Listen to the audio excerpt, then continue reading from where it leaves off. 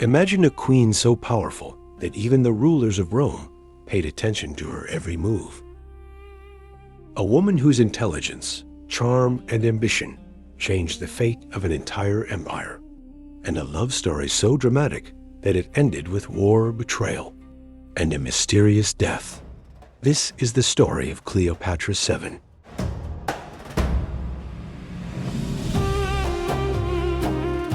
With the support of Julius Caesar, Cleopatra finally had a chance to reclaim her throne.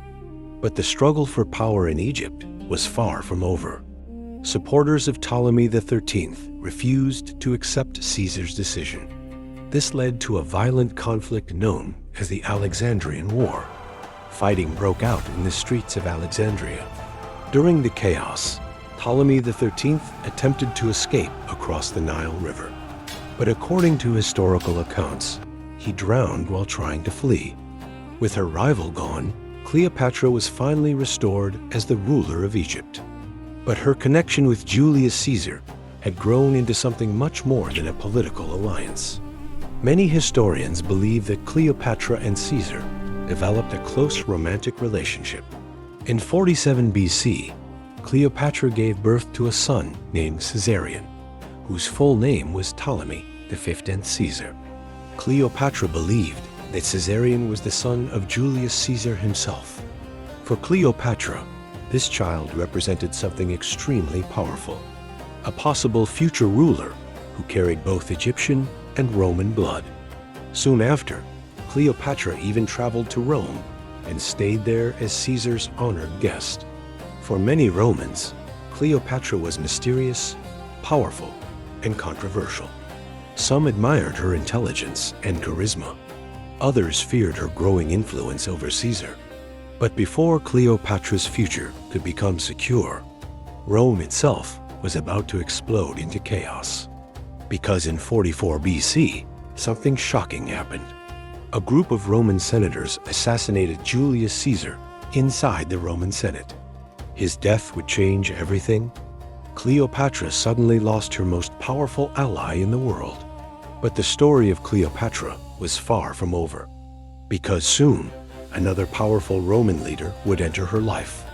A man whose partnership with Cleopatra would lead to one of the most famous romances in ancient history. That man was Mark Antony, and their relationship would soon push Rome and Egypt toward a final devastating war. After the assassination of Julius Caesar in 44 BC, Rome fell into political chaos. Power in the Roman world was soon divided between three leaders, including the powerful general Mark Antony. A few years later, Mark Antony summoned Cleopatra to meet him in the city of Tarsus. He wanted to question her loyalty to Rome. But Cleopatra did not arrive like an ordinary ruler. According to ancient historians, she sailed into the city on a magnificent golden barge, surrounded by music, perfume, and royal luxury. The scene was designed to impress, and it worked. When Cleopatra finally met Mark Antony, her intelligence, confidence, and charm immediately captured his attention. Soon, their political alliance turned into a passionate romance. Mark Antony began spending more time in Egypt with Cleopatra, and the two rulers formed a powerful partnership. Together, they dreamed of building a new empire in the Eastern Mediterranean. They even had 3 children together, strengthening their alliance even further. But back in Rome, their relationship created serious political tension.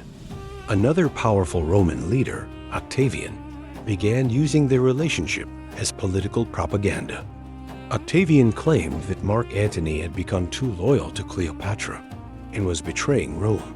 The conflict between Octavian and Antony slowly pushed the Roman world toward a final confrontation. Soon, the rivalry turned into open war. And in 31 BC, their forces clashed in one of the most famous naval battles in ancient history, the Battle of Actium. The outcome of this battle would decide not only the future of Rome, but also the fate of Cleopatra herself. The turning point came in 31 BC during the famous Battle of Actium. The combined forces of Mark Antony and Cleopatra VII faced the powerful army of Octavian. But the battle did not go as they had hoped. Octavian's navy proved stronger and more organized. During the chaos of the battle, Cleopatra's fleet suddenly retreated. Mark Antony followed her ships, leaving the rest of their forces behind. This decision led to a devastating defeat. Within a year, Octavian's army invaded Egypt and marched toward Alexandria. Realizing that the war was lost, Mark Antony received false news that Cleopatra had died. Heartbroken and defeated, Antony took his own life. When Cleopatra learned about Antony's death, she knew that her fate was sealed. Octavian planned to capture her and take her to Rome as a prisoner, where she would likely be displayed in a humiliating public parade. Cleopatra refused to let that happen. In 30 BC, the queen made her final decision. According to the most famous story told by ancient historians, Cleopatra ended her life using the venom of a poisonous snake, often believed to be an Egyptian cobra. However, some historians believe she may have used a hidden poison instead. The exact truth about her death remains one of history's greatest mysteries. With Cleopatra's death, the Ptolemaic dynasty finally came to an end. Egypt was no longer an independent kingdom. Instead, it became a province of the Roman Empire under the rule of Octavian, who would soon become Augustus. But even after more than 2,000 years, Cleopatra's legend still lives on. She is remembered not only as the last queen of ancient Egypt, but as one of the most fascinating and powerful women in world history. A ruler whose life was filled with ambition, romance, political brilliance,